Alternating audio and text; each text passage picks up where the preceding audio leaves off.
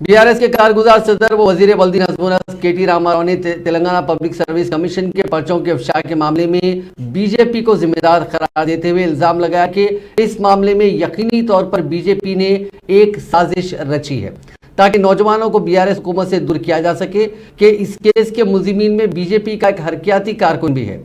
उन्होंने कहा कि बीजेपी ने सियासी मफाद के लिए लाखों बेरोजगार नौजवानों की जिंदगियों से खेलते हुए पर्चों को इफ्शा करने की साजिश रची है। उन्होंने बीजेपी के रियासती सदर बंडी संजय की जानिब से किए जाने वाले हंगामे और इल्जामात पर अपने शदीद रद्द-ए-अमल का इजहार किया।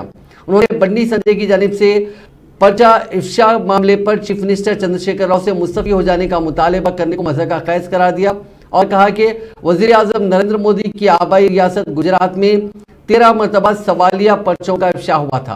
आया बंडी संजय में वज़ीर आज़म नरेंद्र मोदी से इस्तीफा पेश करने का मुतालबा करने की हिम्मत है। मीडिया से बात करते हुए केटीआर ने कहा कि बंडी संजय को इस बात का भी इल्म नहीं है कि पब्लिक सर्विस कमीशन हुकूमत का महकमा नहीं होता, बल्कि वो एक खुद मुख्तार इदारा होता है। कमीशन को दस्तूरी तौर पर इख्तियारात होते हैं, इसमें हुकूमत का अमल दखल महदूद होता है।